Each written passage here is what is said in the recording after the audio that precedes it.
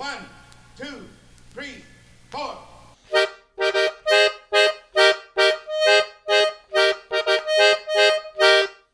Wo sie denn, so ein Städtelein-Haus, und du, mein Schatz, bleibst hier. Der King singt Deutsch. Wie muss sie denn zum Städterle hinaus zu Wooden Heart, zu einem Welthit für Elvis werden konnte? Die faszinierende Story hinter dem Song Wooden Heart, gleich nach dem Intro. Elvis Presley.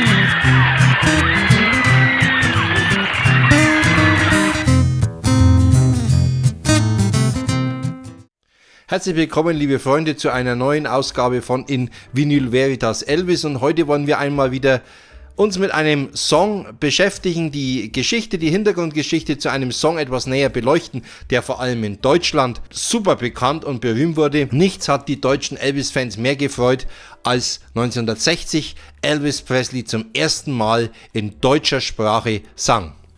Wollen wir ein bisschen zur Entstehungsgeschichte des Songs etwas tiefer eintauchen?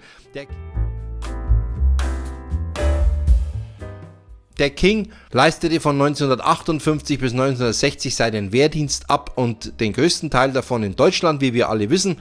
Er war stationiert im hessischen Friedberg und wohnte in Bad Nauheim in der Goethestraße. Das Haus steht ja heute noch.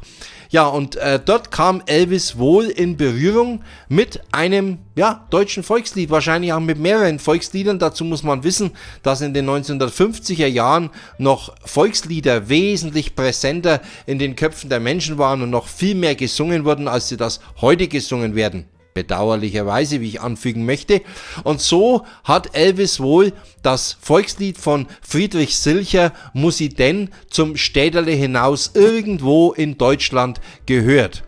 Denn Muss i denn zum Städterle hinaus ist ein Volkslied, das aus Schwaben stammt, das aber in ganz Deutschland bekannt ist. Und irgendwo muss Elvis den Song aufgeschnappt haben. Möglicherweise hörte Elvis Muss i denn zum Städterle hinaus auch bei einem ganz besonderen Anlass, nämlich bei einer Truppenübung in Grafenwöhr in der bayerischen Oberpfalz. Ich habe einen alten Presseartikel in meinem Archiv gefunden.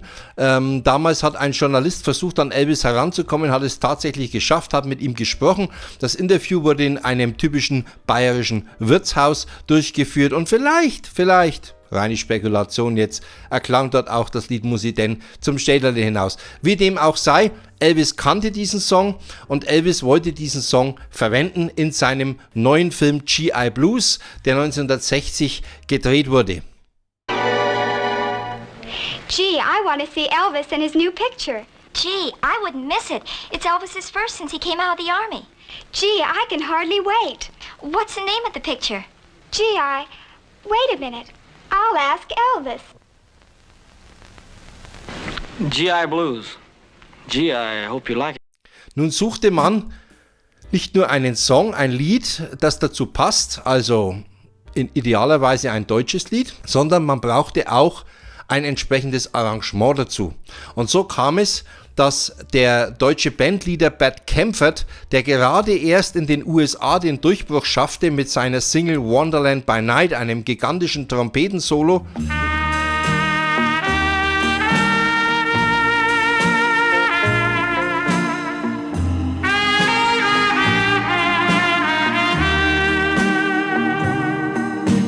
übrigens der erste deutsche Künstler überhaupt, der das schafft, in den USA einen Nummer-1-Hit zu erzielen. Das war im Jahr 1960 und dieser Bert Kaempfert, man wusste, er ist Bandleader, er kann arrangieren, man wusste, er ist Deutscher. Er war der richtige Mann, um das Arrangement für Wooden Heart zu schreiben, für Muss i denn zum Städterle hinaus. Und so kam dieser ganz eigene Sound zustande, der, und da werde ich jetzt gleich näher darauf eingehen, aus folgenden Instrumenten bestand.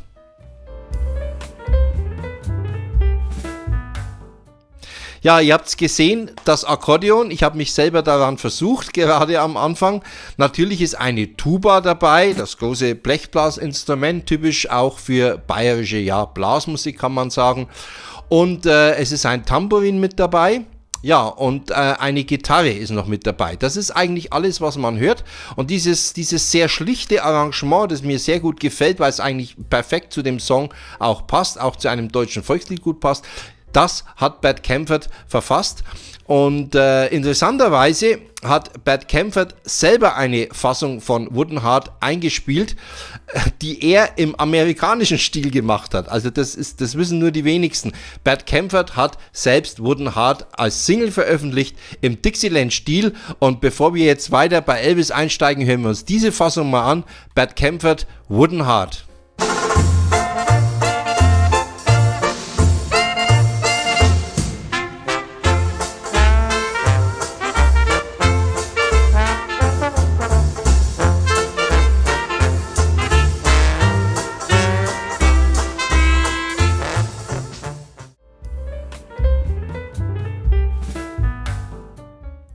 Ja, kommen wir zur Aufnahmesession von Wooden Heart. Wooden Heart wurde am 28. April 1960 in den RCA-Studios in Hollywood in Kalifornien aufgenommen.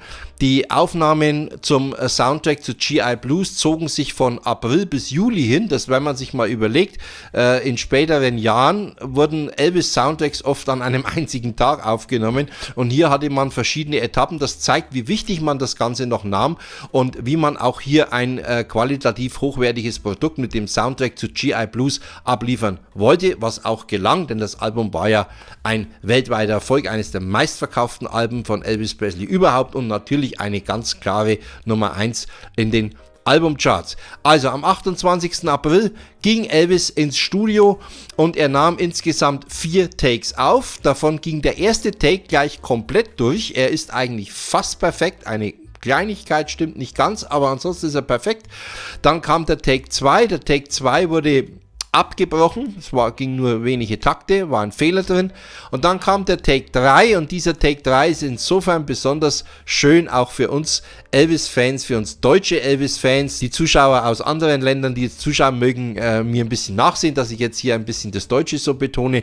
Aber dieser Take 3 ist für uns Deutsche insofern ganz interessant, weil Elvis nämlich tatsächlich kommt bis zur deutschen Stelle, muss sie denn zum Städterle hinaus und dann muss er über das Wort Städterle hinaus lauthals lachen. Was eigentlich ein bisschen überrascht, denn beim Take 1 muss er nicht lachen, das singt es durch. Was ihn hier zum Lachen gebracht hat, ich weiß es nicht, aber man muss es gehört haben und wir hören mal rein in den Take 3.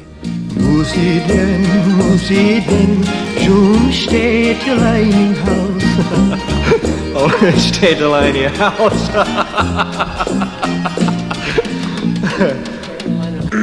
Der Take 3, den ihr auch hier jetzt gerade gehört habt, den findet man zum Beispiel auf der LP Legendary Performer Volume 4, eine LP, die in den 80er Jahren erschien. Ja, und nach Take 3 kam dann der Master Take, der Take 4, den wir alle kennen, der seitdem veröffentlicht wurde und da ging jetzt alles reibungslos. Ja, soweit zur Aufnahme von Wooden Heart und jetzt schauen wir uns mal die Chartgeschichte von Wooden Heart an.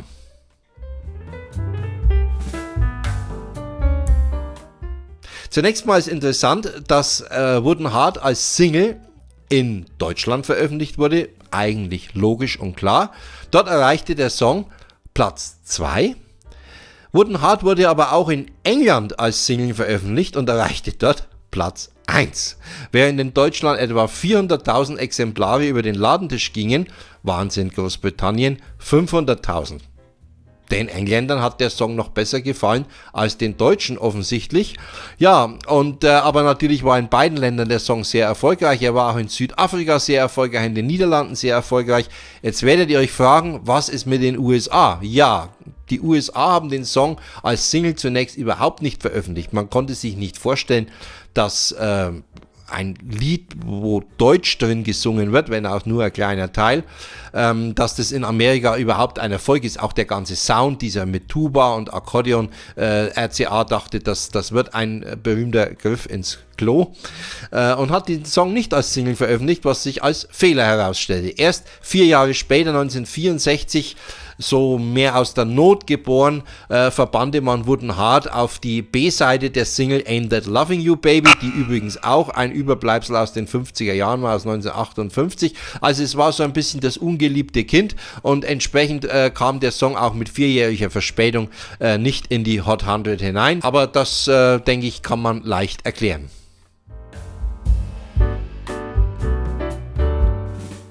Ja, schauen wir uns mal den Text ein bisschen genauer an. Es ist ja zunächst einmal ein englischer Text, Can't you see, I love you und so weiter, bis zu einer ganz bestimmten Stelle, wo dann der deutsche Text einsetzt und hier wird tatsächlich der originaldeutsche Text gesungen. Muss ich denn zum Städterle hinaus und du, mein Schatz, bleibst hier. Das wird zweimal gesungen. Muss ich denn zum Städterle hinaus und du, mein Schatz, bleibst hier.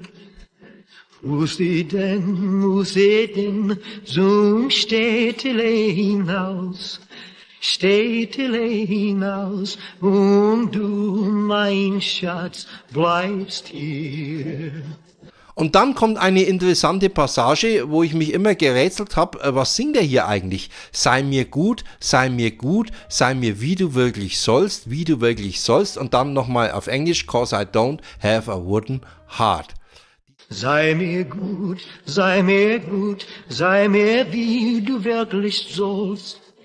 wie du wirklich sollst. Dieses sei mir gut kommt im Originaltext des Songs überhaupt nicht vor. Ich habe mich gerätselt, woher kommt die deutsche Textstelle her, aber das ist leicht zu erklären. Das ist einfach die deutsche Übersetzung von einem englischen Teil, der vorher kommt, treat me nice, treat me good, treat me like you really should. Also sei mir wie du wirklich sollst, treat me nice, treat me good, treat me like you really should. Treat me nice, treat me good, treat me like you really should. Das ist einfach wortwörtlich übersetzt. Warum man hier nicht weiter den deutschen Text genommen hat, kann man wieder nur spekulieren. Möglicherweise hat es Elvis auch nicht hingekriegt oder man hat den Text für zu schwer erachtet und hat dann einfach diese Passage weggelassen. Denn man darf ja nicht vergessen, Elvis wurde der Text in Lautschrift aufgeschrieben, ja, sodass er also diese deutschen, er konnte ja kein Deutsch, dass er diese Laute einigermaßen sauber hinbekommt, was ihm ja auch gelungen ist, natürlich mit amerikanischem Akzent, aber das macht es ja gerade so reizvoll. Ja. Muss ich denn zum Städterle hinaus und du, mein Schatz, bleibst hier. Ja, soweit zum Text von Wooden Heart. Und jetzt, liebe Freunde, schauen wir uns noch an, was in Amerika eigentlich mit dem Song dennoch passiert ist. Nachdem Elvis ihn nicht veröffentlicht hat, kam ein anderer Künstler daher und hat gesagt, wenn Elvis das nicht macht und in England ist es auf 1, in Deutschland ist es auf 2, dann bringe ich die amerikanische Single raus. Joe Dowell veröffentlichte ebenfalls im Jahr 1960 noch diesen Song Wooden Heart in einer Fassung, die der Elvis-Fassung extrem ähnlich ist. Man muss wirklich gut hinhören. Auch die Stimme kommt Elvis sehr nahe und ihr könnt es vielleicht erraten, der Song wurde ein Nummer 1 Hit. Can't you see I love you? Please don't break my heart in two. That's not hard to do, 'cause I don't have a wooden heart. Muss ich denn zum Städterle hinaus und du, mein Schatz, bleibst hier. Also RCA hat hier auf der ganzen Linie versagt, wenn man das mal so ausdrücken möchte. Ja, liebe Freunde, damit geht unsere faszinierende Story über den Song Wooden Heart, muss ich denn zum Städter hinaus von Elvis Presley auch schon wieder zu Ende. Ich hoffe, es hat euch Spaß gemacht, hat euch gefallen und ich würde mich sehr freuen, wenn ihr auch beim nächsten Video wieder mit dabei wärt. Ich habe auf meinem Kanal jetzt auch Playlists eingerichtet, also wer von euch gerne Videos anschaut, die jetzt mit einem ganz bestimmten Song zu tun haben, so Hintergrundstories, das sind noch nicht allzu viele Videos, aber es ist im Werden, wie ihr merkt. Dem empfehle ich meine Playlist, die wird jetzt auch gleich eingeblendet am Schluss. Ansonsten wird es schon bald das nächste Video geben. Pläne liegen in der Schublade. Wir werden uns mit der Frage beschäftigen, hat Elvis Presley eigentlich den Twist erfunden? Auch dazu wird es eine interessante Spurensuche von mir geben und würde mich freuen, wenn ihr auch da wieder mit dabei wärt. In diesem Sinne soll es das mit gewesen sein. Bis zum nächsten Video. Danke für euer Interesse. Ciao und Servus, euer Gerd. Long live the King. 'Cause I don't have a word.